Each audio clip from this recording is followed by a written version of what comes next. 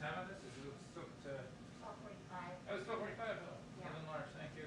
No problem.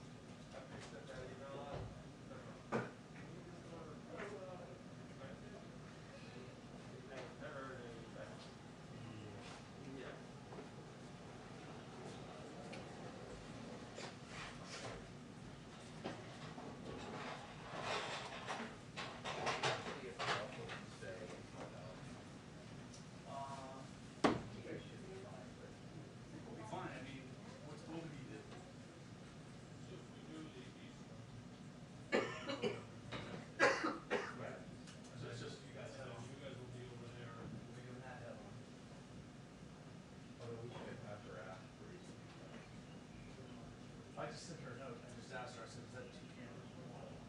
Yeah. All right. Well, that's so, wait on response. That was a trip just now. That kid, that guy, walks up, he goes, Jay? I go, yeah. He goes, Joey Dinner. I go, what? Like, I knew that guy. Well, he didn't go Mr. McMichael. Yeah. He said, Jay. Yeah, yeah, exactly. No respect.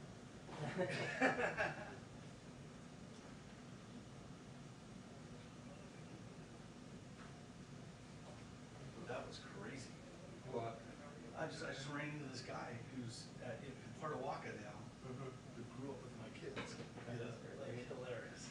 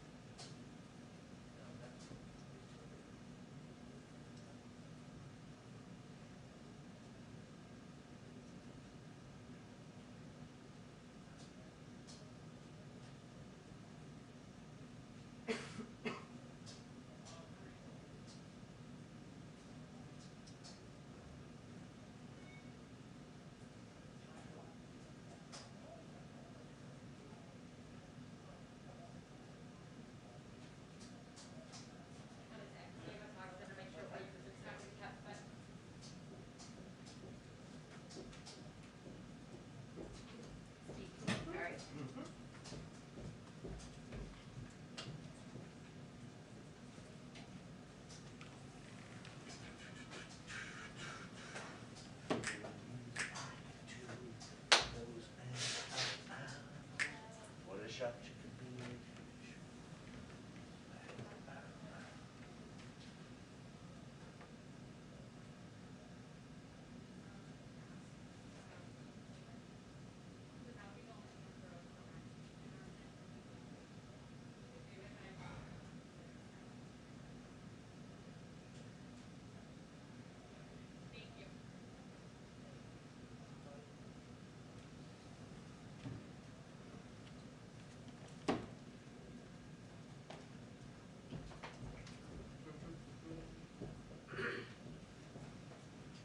Hi, stranger. Hey, How are you? Are you around? Yeah, I'm cool today. I'll see you. Hey, all right. Hey. Doing good? Yeah. Yeah. Fair.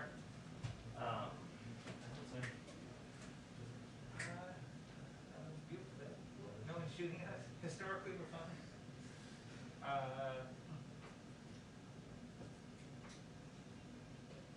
Still have 30 seconds. All right, sure. Yeah. No, just like, I don't have anything terribly scooping your part. I can hear, like, everyone can hear our conversation.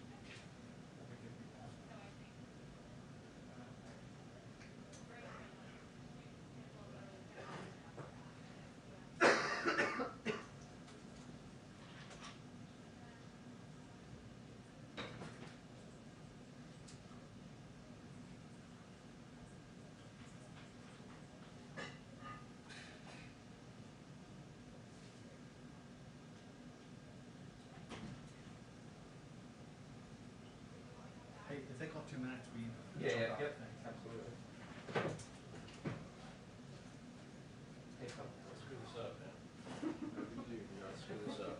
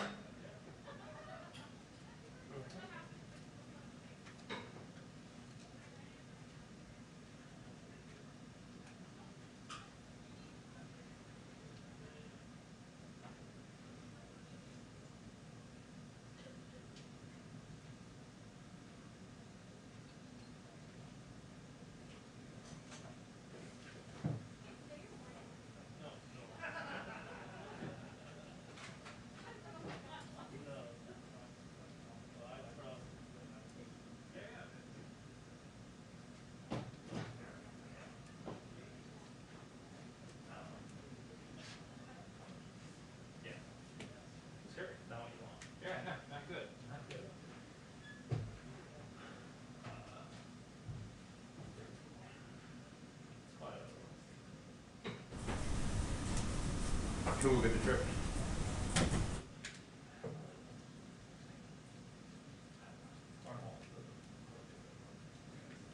Is that out? Is that what they said to do this time? No. Okay. I'd like to see it, actually. I told you that. It's supposed to be vaguely topical.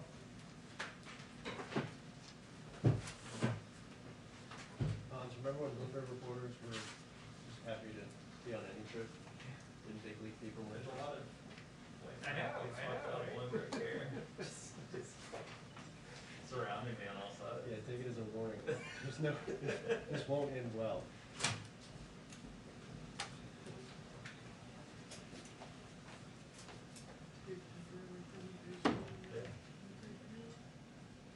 It's like the opposite of like when it's not Bloomberg here, and it's just all white guys.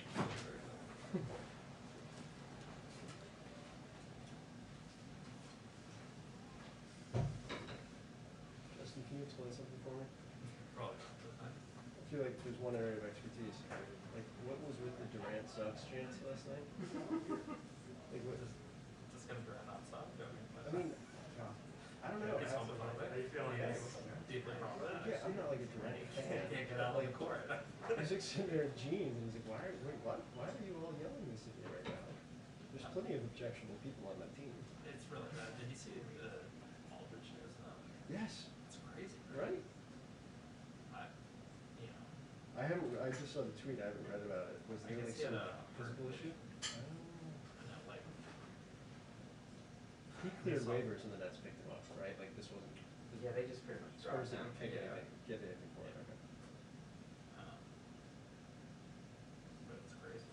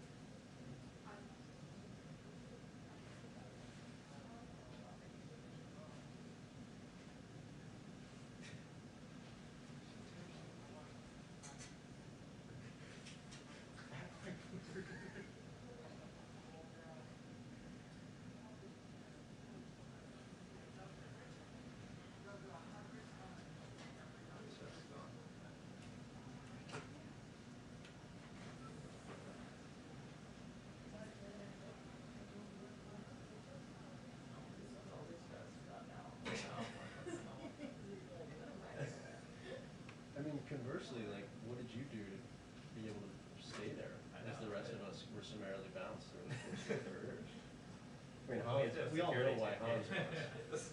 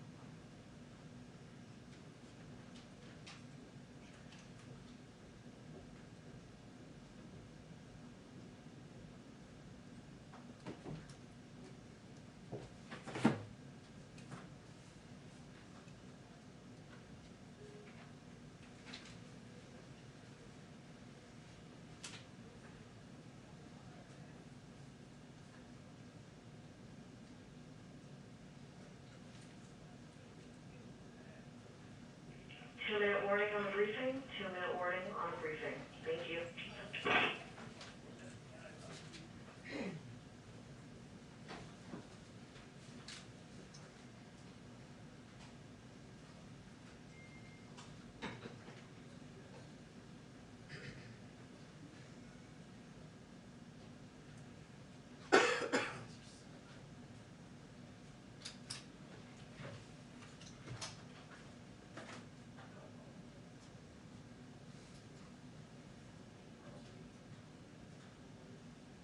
Who was that on yesterday? It didn't say it on there. Reuters. Was it yesterday? Was it the 14th? Yeah.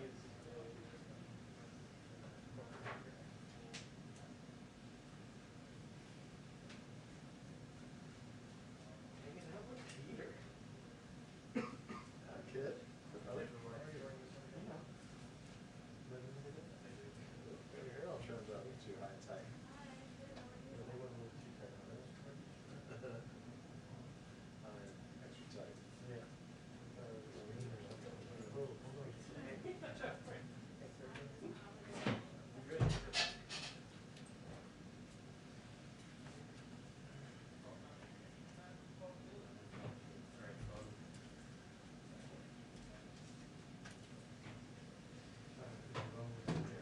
Sorry. Thought I was gonna be lonely back here. You thought it was gonna be longer? Thought I was gonna be lonely back here. No, well, finally you see it. I felt like that, I couldn't let you play when you were all at the back like this. And since Todd has decided not to shoot anymore, we have to present something.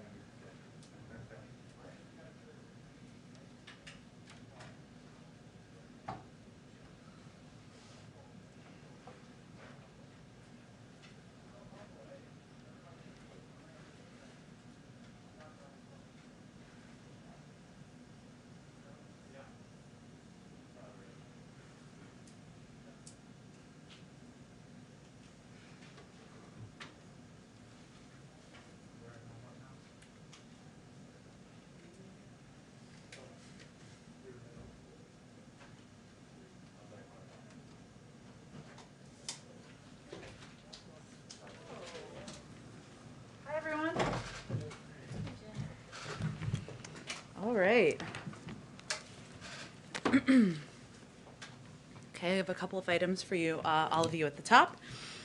Today, we are announcing the release of $39 billion of American Rescue Plan funds to states, territories, and tribes to address the child care crisis caused by COVID-19. These funds are a critical step to pave the way for a strong economic recovery and a more equitable future. These funds will help early childhood educators and family child care providers keep their doors open and make sure every state has a strong child care system that provides families with what they need. Since the start of the pandemic, as we've talked about a bit in here, roughly 2 million women have left the workforce. That is disproportionately due to caregiving needs, and we are hopeful that this will help.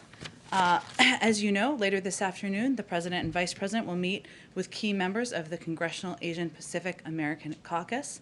The meeting will broadly focus on their priorities, our shared priorities, I should say, including critical issues such as combating anti-Asian hate, the American jobs plans, impact on shared infrastructure priorities, and immigration. Last night, we also announced the appointment of Erica Moritsugu as Deputy Assistant to the President and Asian American and Pacific Islander Senior Liaison. She will bring her experience and expertise to the Biden-Harris administration, where she will be a vital voice to advance the President and the administration's priorities. And we'll have a readout after that meeting, of course, as well. And as you know, the President will be making some brief remarks at the top. Also, an update on our COVID-19 vaccination progress. Today, we reported over 3.5 million COVID shots. Today, it was reported from yesterday, of course, but we had 3.5 million COVID shots yesterday. This is a new Thursday record, so certainly a good piece of good news. One more scheduling update. President Biden looks forward to welcoming President Moon of the Republic of Korea to the White House in the second half of May. We're still finalizing the date for that, but this visit, following the recent 2+2 visit to Seoul by Secretaries Blinken and Austin and the National Security Advisor's trilateral meeting in Annapolis, will highlight the ironclad U.S.-South Korea alliance and the long-standing ties and friendships between the people of our two countries. With that, Amr, it's been a week. It's been a lot going on this week, so go ahead. It's not the end of the week. It's not the end. We have more to come. Go ahead. With Prime Minister Suga coming tomorrow, Yep. and now you just announced President Moon coming. I guess just looking ahead to both of these visits, what message is the President trying to send? And in a sense, is elevating, particularly with tomorrow's visit, the Japanese Prime Minister, is he sending a message to China by who he's picking first? Well, I think first, the President is looking forward to welcoming the Prime Minister tomorrow, and it is significant that our first bilateral meeting in person is with Japan. It emphasizes our important relationship and all of the cooperative work we have to do together. I will say that, of course, our approach to China and our shared coordination and cooperation on that front will be part of the discussion, as will our joint commitment to the denuclearization of North Korea. Security will be a prominent issue, regional security as well. So I would say these relationships have a range of areas of cooperation. It's an opportunity to discuss those issues in person, and I would anticipate that China will be a part of the discussions. If I could ask just a question on the Russia sanctions today. In statement, the White House noted reports that Russia encouraged Taliban attacks against U.S. and coalition personnel in Afghanistan. The word report seems to leave some ambiguity. Does the White House believe Russia placed bounties on American troops? Well, I would say first that we felt the reports were enough of a cause of concern that we wanted our intelligence community to look into those reports as a part of this overall assessment. They assessed with low to moderate confidence, as you alluded to, that Russian intelligence officers sought to encourage Taliban attacks against U.S. and coalition personnel in Afghanistan. The reason that they have low to moderate confidence in this judgment is in part because it relies on detainee reporting, and due to the challenging environment, and also due to the challenging operating environment in Afghanistan. So it's challenging to gather this intelligence and this data. I will say that we assess, our intelligence community, I should say, assesses that a General Staff Main Intelligence Directorate, GRU, also known as, manage interaction with individuals in Afghan criminal networks. We have high confidence in that assessment, and the involvement of this GRU's unit is consistent with Russia's encouraging attacks against U.S. and coalition personnel in Afghanistan. So while there's low to moderate assessment of these reports, we felt it was important for our intelligence community to look into it, and we, of course, will not stand by and accept the targeting of our personnel by any elements, including a foreign state actor. This information really puts the burden on Russia and the Russian government to explain their engagement here. Go ahead. Jen, given that assessment, does the President have any regrets for how many times he attacked President Trump on the campaign about this issue for not taking action related to the Russian bounties? Well, I'm not going to speak to the previous administration, but I will say that we had enough concern about these reports and about the targeting of our men and women serving, the men and women who are proudly serving around the world, that we wanted our intelligence community to look into it. Now, again, there are several factors that contributed to the low to moderate confidence in the judgment, including the difficulty of the operating environment and, of course, the reliance on detainee reporting. At the same time, we still feel there are questions to be answered by the Russian government. Another on foreign policy. With the Russia decision, with the Afghanistan decision, just trying to get a sense of how the administration operates here. There's still Americans unjustly detained in Russia. I believe there's an American who was kidnapped by a Taliban-aligned group in Afghanistan. What level does the administration look at those hostages, I guess, as they think through broader foreign policy decisions? Do you have a team working on that? Did that play any role in either of these decisions? Well, certainly every relationship we have, even with it when it's adversarial or even when it's not, we raise issues of the detainment of American citizens or even sometimes citizens of our partners and allies around the world through those diplomatic conversations. Typically, those conversations are led by the State Department and officials that are working at the State Department. Typically, we don't read out too much detail because our focus is, of course, on bringing Americans home.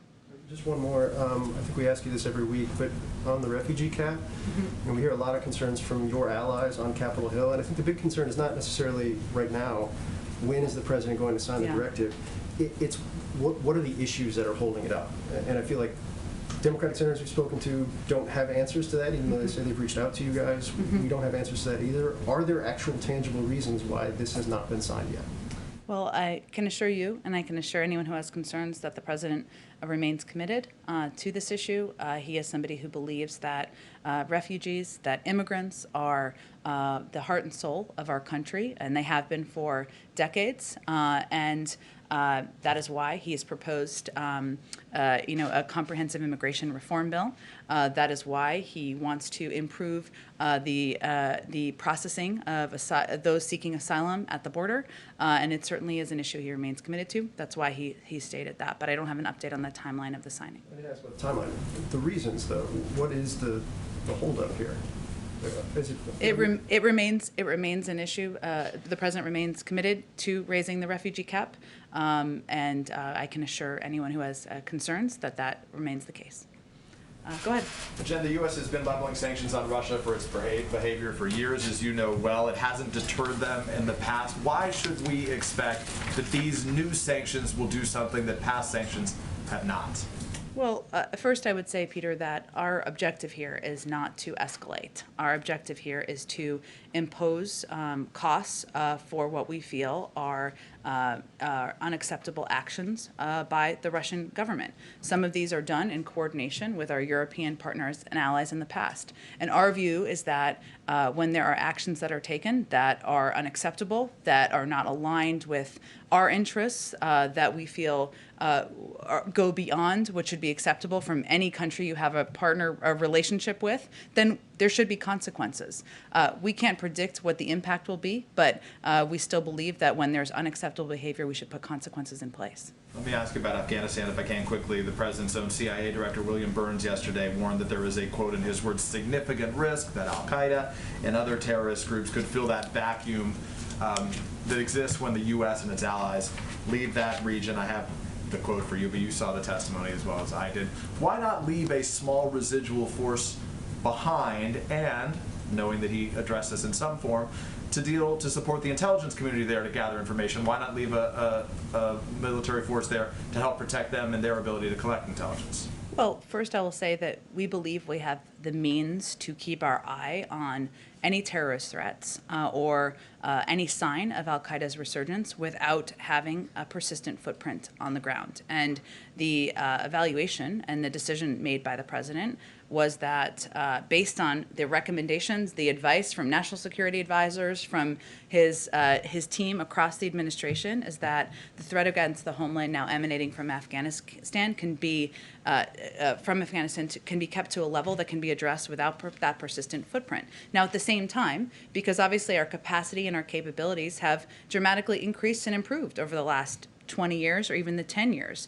We're going to reposition our counterterrorism capabilities. We'll retain significant assets in the region, as he talked about, over-the-horizon capabilities to counter the potential reemergence of a terrorist threat.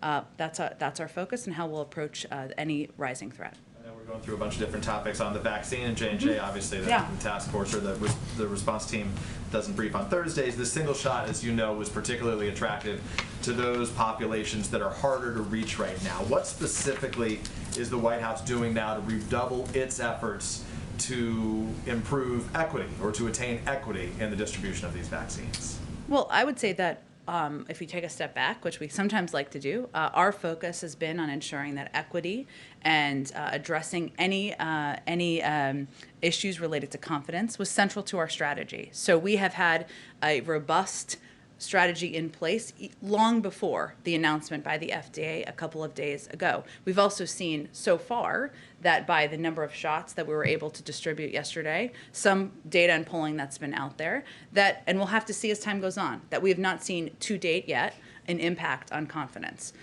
in the vaccines writ large. But there are a number of steps that we've taken over the course of time that we feel will continue to pay dividends and be impactful, because we are over-preparers here. One is the launching of the Community Corps, our program to get fact-based messages into the hands of local messengers. More than 6,000 organizations are participating in that effort.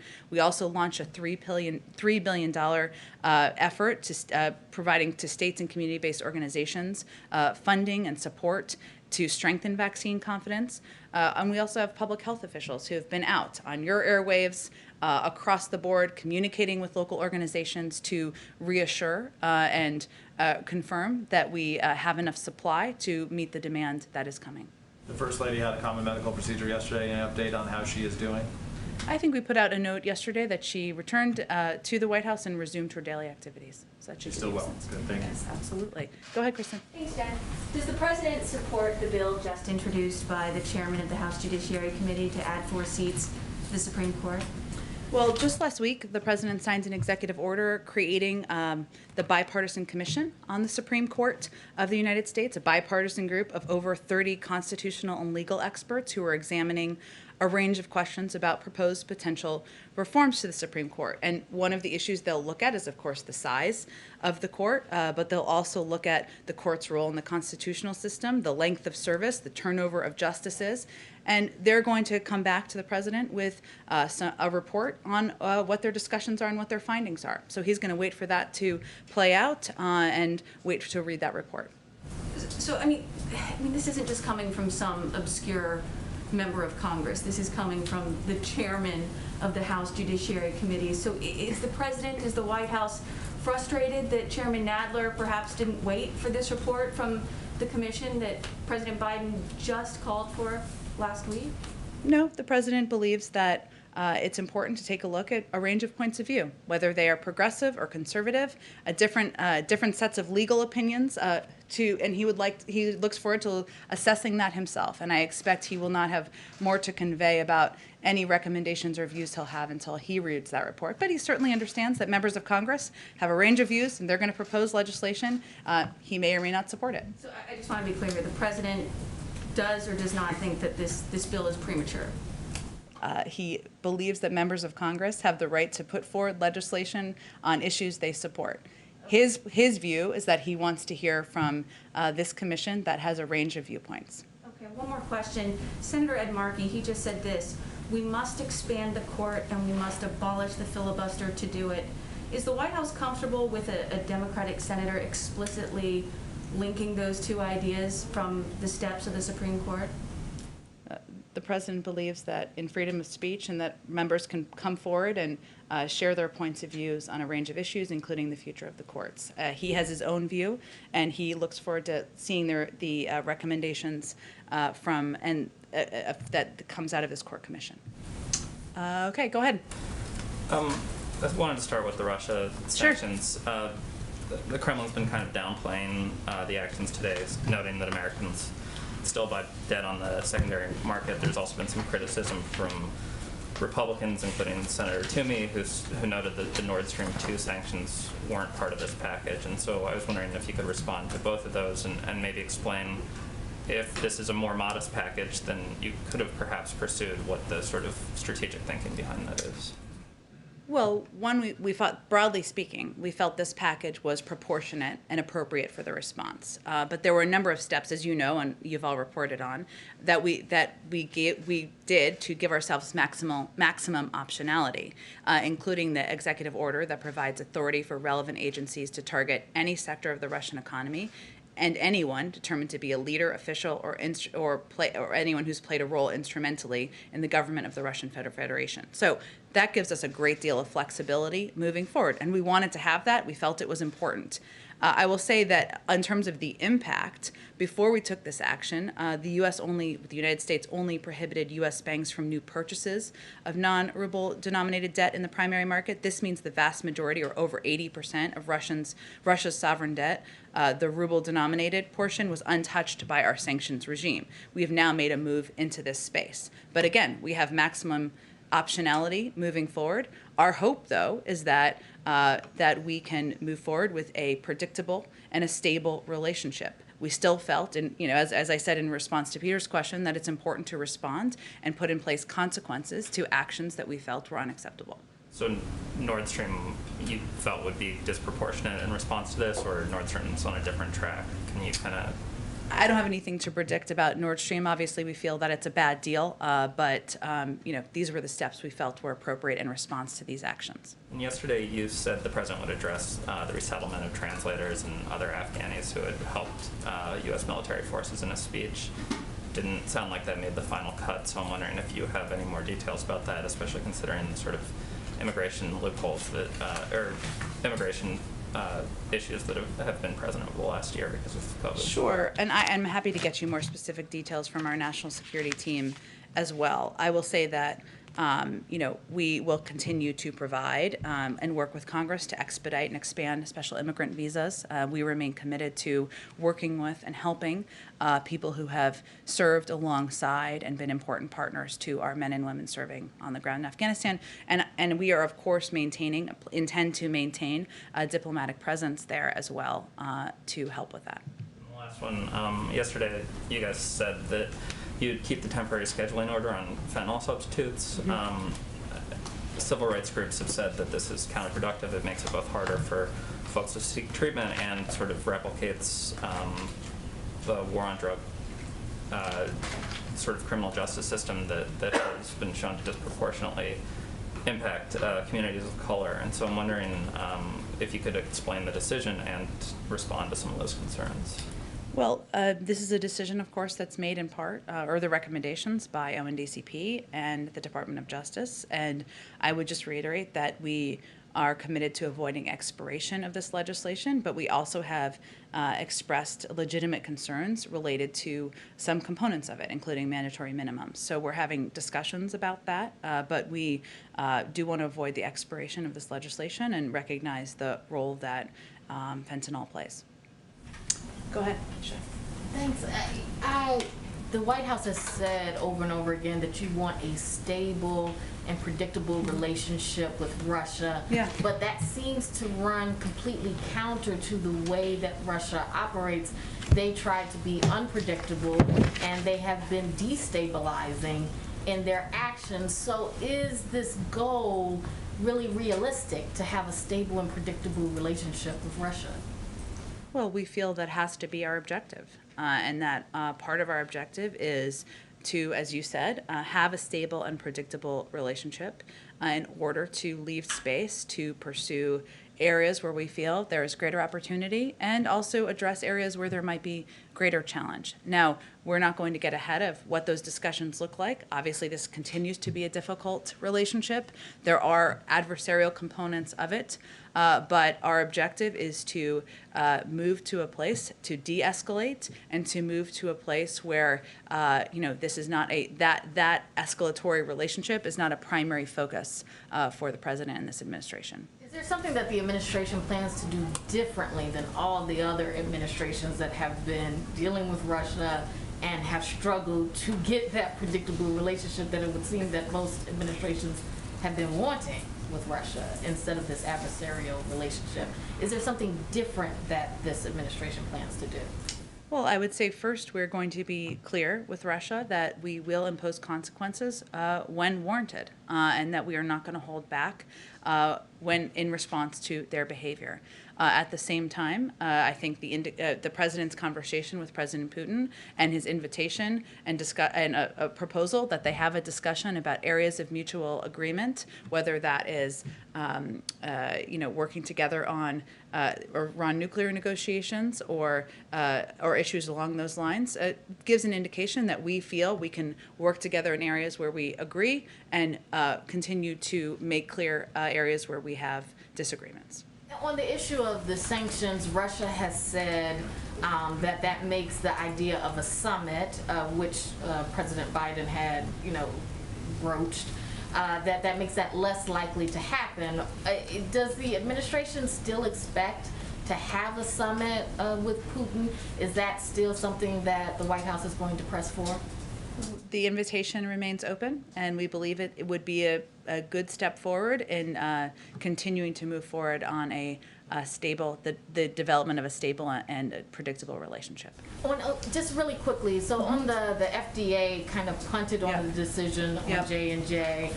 Within 10 days, they're going to talk about that pause. Is the White House frustrated at all that that decision is kind of on hold right now? And that it's going to take 10 more days to decide whether that pause is going to be moved or changed or anything? Well, science moves at the speed of science, and they want to review more data. We believe they are the gold standard. The FDA is the gold standard in the world. Their thorough and transparent approach should give the American public additional confidence in the role they play and the approach the United States takes to the approval of vaccines out on the market. No, we remain confident that we have the supply needed to meet the demand. Because we are over-prepared and oversupplied, we remain confident in that. We've also seen, as I noted at the beginning of the briefing, positive so far in the last 24 to 36 hours, numbers in terms of individuals taking the vaccine. So we believe the FDA, their process to review the data is transparent, it's appropriate, it is the gold standard, and we will look forward to hearing what their outcome is. Go ahead, Tyler. Thanks. Last week for Bird Jacobson announced that she's leaving. Who is the president's point person now moving forward on the border? Well, first I would say that Secretary Mayorkas will continue to play a predominant role here. There's different components of this, of course, because one of the things we've talked about is addressing the root causes. Ricardo Zuniga is a special envoy, has a great deal of experience in the region, in the Western Hemisphere. He was named to that position only just a few weeks ago, so he will continue to play a vital role. And of course, the Vice President will continue to play a role in the Northern Triangle as well. More on the vice president's role. Republicans have, over the past few days, been quite critical of the vice president. I've seen that. They need more to do, I think. And what her relationship is the White House suggesting that her diplomatic role is disconnected from the border? How are you guys squaring kind of how you think about that issue? I will say, all respect to you, but this confusion is very perplexing to me, I have to be honest, because the current president, who was the vice president, he ran point on the Northern Triangle when he was vice president.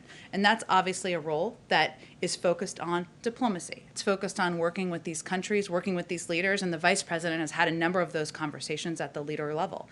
And having a discussion about what steps can be taken, whether it's improving the personnel and the approach they each take at the border. We've seen some steps they've taken on that front.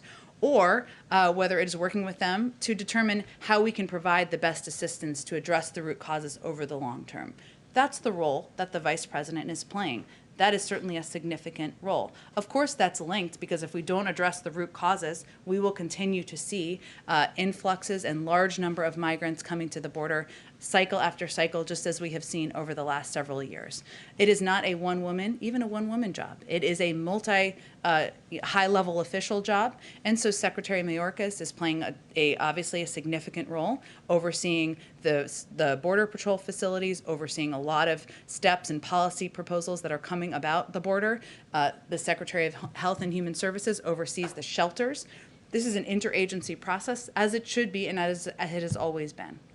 And just one on the J&J vaccine. Yeah. Some White House officials were touting polling data that came out yesterday that showed the pause in the distribution of the J&J vaccine instilled confidence in Americans. New polling has come out today that shows that to be the opposite. Actually, there's some decline in confidence around the J&J vaccine. How do you reconcile those two, and what is the White House doing proactively to try to deal with issues of vaccine hesitancy?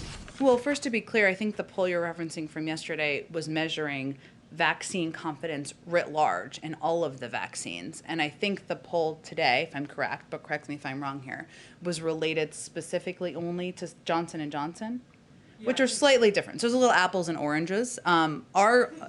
Some White House officials were touting that data yesterday on Twitter about pointing to it, saying, look, the pause was a good thing given this data. So I think... Correct, which is what the poll said. So what I'm conveying is they were not measuring the same thing, which is, I think, important for people to understand. Our focus is on ensuring we get shots in the arms of every adult American. And we have enough Moderna and Pfizer vaccine to do that. We will. So we, of course, will see the FDA process. We'll play its way out. And we are fortunate to have a massive effort underway to increase vaccine confidence long before the announcement by the FDA just a couple days ago, which we will continue to implement. But I think it was touted in part because we want to ensure Americans understand and show Americans do understand so far that they can remain confident in the efficacy and the safety of the vaccines out there in the market that are currently being distributed with the FDA emergency approval. Just two quick ones. Do you think that Secretary Becerra will be making a briefing room appearance at any point? I know a lot of the cabinet secretaries have come in. As you said, he has a big role in what's going on with the care of migrant children. Will we have an opportunity to ask him questions about other cabinet secretaries? Absolutely. We haven't had all of the secretaries, as you know, here, and we hope to get them all in here in the coming weeks. And then one more quick one. Is the administration still planning to roll out the second part of the infrastructure of the American Families Plan this month? That is our intention. No changes on that front? Nope. That's our intention. Go ahead, Jeff. Jen, a couple more follow-ups on Russia. Sure. Does the White House and the U.S. intelligence community have a better sense now of what the impact of the SolarWinds attack was on the U.S. government? What did the Russians steal? What was the broad impact? We do have a little bit of a better understanding, I should say. So we know, that the compromise of the SolarWinds software supply chain gave it the ability to spy on or potentially disrupt more than 16,000 computer systems worldwide. The scope and the scale of that is obviously significant, and national security and public safety concern, particularly given Russia's history of reckless behavior in cyberspace and what they could have done had we not caught it and tried to address the issue. So there may be more than that, Jeff, and I'm happy to connect you with one of our cyber experts directly if that would be useful to you. Okay, yeah, that'd be great. Sure. Apropos that, something else that was included in the sanctions today were 5 Russian cybersecurity firms. Mm-hmm. Can you give a sense to us of why those firms were chosen and what they did to the United States? Well, I would say the firms, let me see, I probably have more specifics on this here, Jeff, one moment. If not, I can also get you connected with our cyber experts on exactly that question. I mean, obviously the individuals who were, and the companies who were designated through our announcement this morning had a direct involvement in hacking, and that was the reason for designating and taking the actions we took. But let me connect you with a cyber expert so you can get more specific detail. Okay. And just one follow-up on Justin's question about Nord Stream. Yeah. Nord Stream had been, we understand, approved to be one of the sanctions. Did Chancellor Merkel advocate for that to be left off the list? Can you give any sense of why it didn't end up being part of the sanctions today? I don't have any more detail on that. Understand the question. I would just convey that obviously if there's additional actions taken, we certainly preserve the option of putting additional actions in place, and it doesn't mean that we won't have more. But I don't have any more detail to project to you about any considerations about what sanctions were or were not finalized. And one other topic completely. Next week is the Earth Day Climate Change Summit. Yeah. Can you give us any sort of a preview on your plans to release the U.S. target for emissions cuts by 2030? When can we expect to see that? I understand the question too. It's going to be a full week next week. Let me see if we can get you some more previewing by tomorrow. We're still finalizing all of the specifics, so I just don't have anything to provide to you at this moment. All right, go ahead. Hi, Laura. Hi, thanks. To follow up on a question Phil asked earlier, immigrant and refugee advocates say they can't recall a time when a presidential declaration took this long after first announcing to increase the refugee cap. So just ask again, I mean, what is the delay here? Again, I can just reiterate the president remains committed to raising the refugee cap, and obviously his commitment to ensuring that we are treating refugees, immigrants, people who come into our country with humanity is evident in most of his policies, but I don't have any more specifics for you. Okay. On the infrastructure bill, Speaker Pelosi says that she wants to get this all done by July 4th. So how much time is the White House willing to negotiate with Republicans before you start making big decisions about what to push through? Well, we'd like to see some progress and some forward movement by Memorial Day, and the president would love to have the package signed or passed, I should say, this summer. Is the White House encouraging the Senate to pass a traditional infrastructure bill through regular order with Republicans? Well, we certainly believe there should be agreement. There is agreement on a number of components. We've been encouraged by many of the conversations that we've had to date. We look forward to hearing alternate ideas or different ideas as they come forward, and there should be an opportunity for that. We're also quite open to what path this takes. We're not going to predetermine whether it has to all happen in one big package. There are different components that could move forward, certainly on their own, and right now is the time where members and their staff and committee staff are doing the hard work of determining where there's agreement and how things, what vehicles pieces can move forward through. Senator Coons was saying, today that pass something with Republicans maybe on traditional infrastructure, roads, bridges, et cetera, and then everything else could go in a reconciliation bill. So you guys are open to that? Well, that's Senator Coons' point of view, which of course we certainly respect. He's a friend of the president's, but there are a range of views on the Hill, as you well know, Laura, about how this should move forward and what the size of the package should be and what components should go together. We'll let that all work itself through. Go ahead, Hans. Does the president think that young women ages 18 to 26 should register for the draft? I'll have to talk to him about that, Hans. It's an interesting question. Well, I mean, today the Justice Department walked back and said that they weren't going to join a suit that challenged the constitutionality of that. So I'm just wondering what the president's position is. Does he think that everyone should register for the draft? I'm happy to talk to him about it, and I'll take a look at the Department of Justice case as well. Go ahead. Thank you. The Border Patrol agents have been shifted in recent weeks from the northern border, the Canadian border, to the Mexican border. Yep. And we've seen complaints about shortages at the northern border. How many agents are going to be diverted ultimately, and can they maintain security along that rather long northern border? Well, I'm sure that is assessed as they are making changes or shifting resources. I would certainly point you to the Department of Homeland Security for specifics about the movement of Border Patrol agents. And some of your own administration's immigration officials, have said that some migrant families are, in their words, self-separating at the border and sending their kids across alone because they know that unaccompanied minors are not going to be turned away. Is it time to rethink that policy because of these unintended consequences and the way people are kind of taking advantage of it? Well, you're right, Todd. That certainly is an unintended consequence, and we have been clear, and we have continued to convey the message that our border is not open. That is a treacherous journey, and even as families are doing that, a number of these kids are still taking a very dangerous journey, even for a shorter period of time or distance, I guess I should say. But I don't have any. I don't think we have any intention to rethink our approach to treating kids humanely and ensuring that they are safe when they cross the border. Can I ask a follow-up on the court packing bill? Sure. So the president is not ruling out the possibility of expanding the court, and he has started this process that could lead to those to recommendations to expand the number of seats on the Supreme Court, right?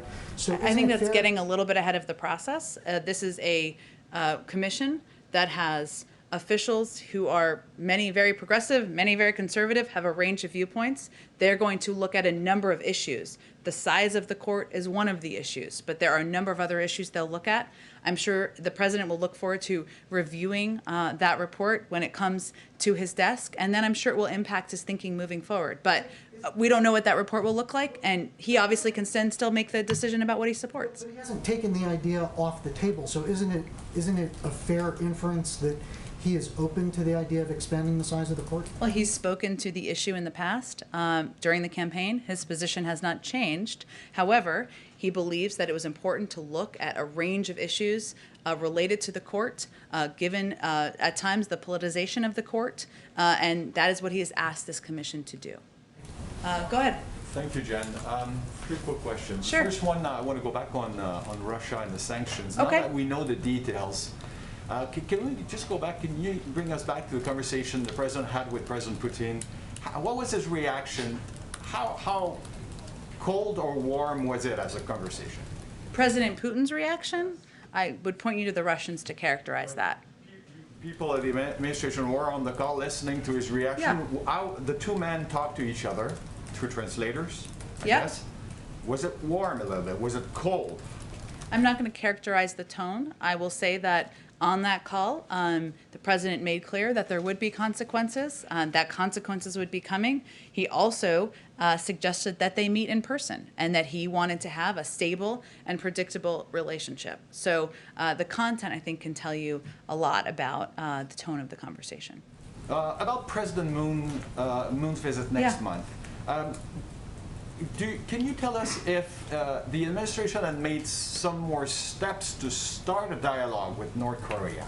And I guess it will be also part of the conversation with President Moon. There's been an ongoing review, of course, of the approach and the steps forward here. Of course, our objective is a denuclearized North Korea. That remains our focus, but I don't have anything more about the review to read out. It's an important part of our objective is to take our approach and approach the denuclearization of the North Korean peninsula in close coordination with our partners and allies in the region, and certainly South Korea and Japan are two of our important partners in the region. And last question, my Canadian one of the day. Okay.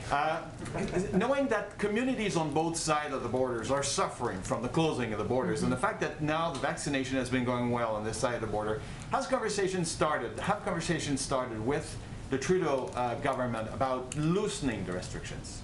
Well, we would obviously conversations, and that is raised, as you know, by foreign governments, including Canada, certainly for the reasons that you outlined. But we are going to base any decision on the guidance and the recommendations of our health and medical experts. And there's been no change that I'm aware of at this point.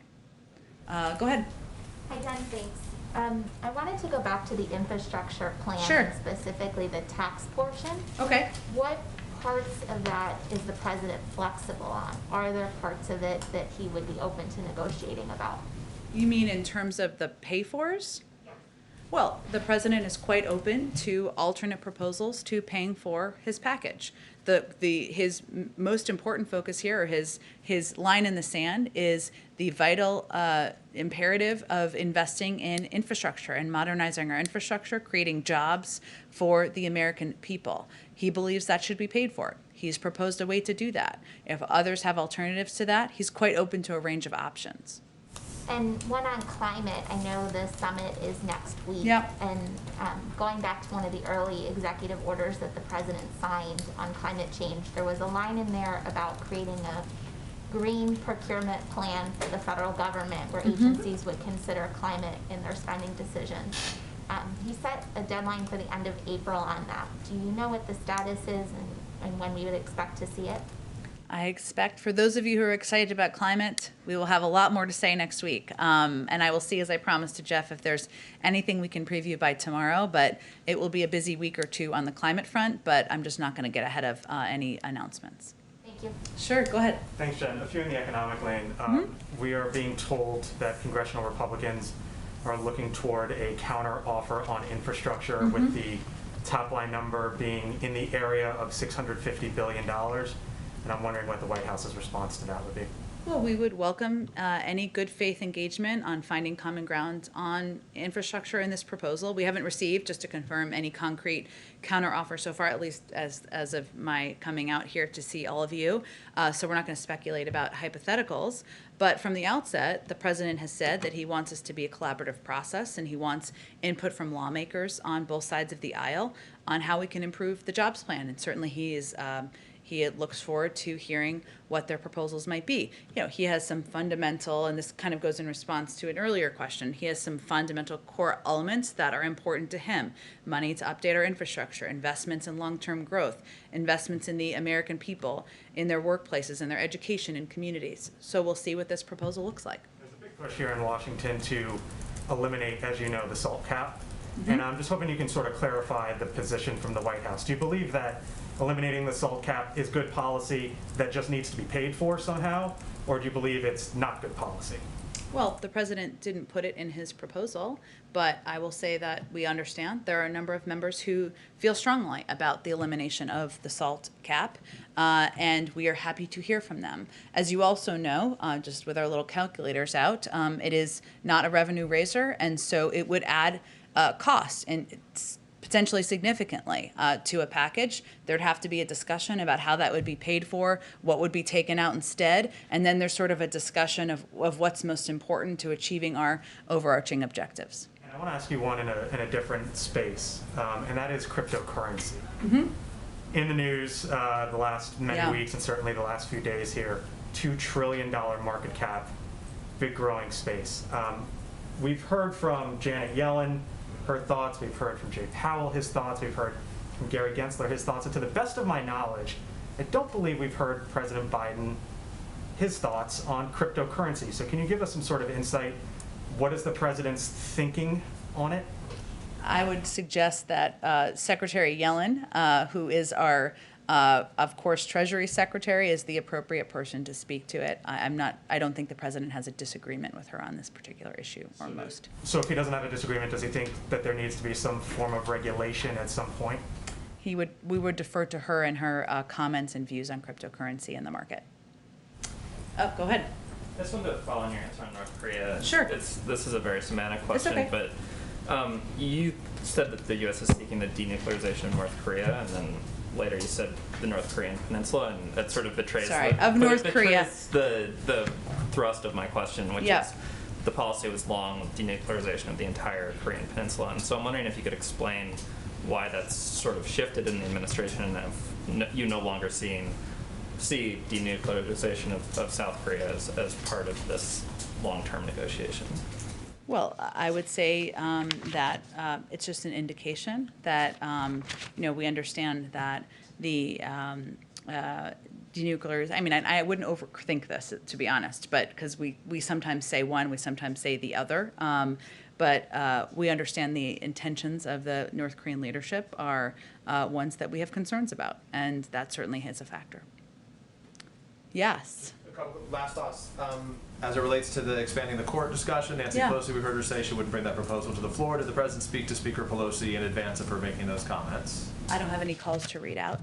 I think the president's been pretty, he's spoken about his views, and obviously announced the commission publicly last week. And as it relates to his views as a senator, his view was, he was speaking of President Roosevelt then, who wanted to expand the court by 6 seats. He said it was a, quote, boneheaded idea. Does he still believe it's a boneheaded idea? Well, the president feels that it's important to take a look at a range of issues related to the courts. And I think that's an indication that he's seen the impact in recent years, and it's time to take a fresh and clear look at a range of issues. The size is one of them, but so is the length of service, the selection, the case selection rules and practices. The last question is on the vaccine. Just one other thing. We heard with J&J now out of commission for the near term, at least for these next 10 days or however long it would be. The White House says that they will have enough doses for every American who wants it by the end of July, I think was the latest. Not just for everyone who wants it, but to be able to give it to them for everybody who wants it by the end of July. Mm-hmm. My question is, that requires a calculation by the White House about how many Americans they believe do not want it. So the question is, how many Americans, by your judgment, by the White House's judgment, are you assessing do not want to take a vaccine?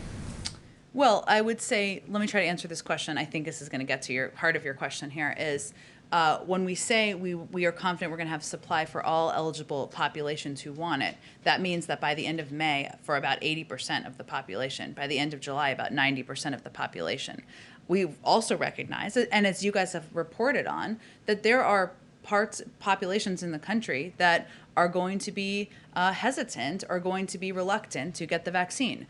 We have a massive campaign to communicate about the efficacy, the safety through a range of trusted messengers. And so we are working to rebuild that confidence as well. But we're talking about what we think the demand will look like. So to be clear, in terms of the demand, is there a figure, though, to have this assessment, there is an expectation that you guys believe there will be some Americans who won't? Where do you set that number right now? Obviously, you're trying to overcome it. Right now, what is your belief in terms of how many tens of millions of Americans it is that will say no? I don't have an assessment. There's no playbook for this, right? So what I'm conveying to you is that when we say we will have enough 80% of the adult population by the end of May, we think that will meet the demand, right? But we assess day by day, week by week, what progress we're making on addressing any issues with confidence. Because by the end of May, I think by my calculation, having read on this, it's 220 million total available doses, I think, that would, or 220 million Americans who could have been get their shots by then. That means that there's an additional number of Americans above that who wouldn't, but you guys don't have a specific number that you're circling right now. I don't have any number to share with all of you.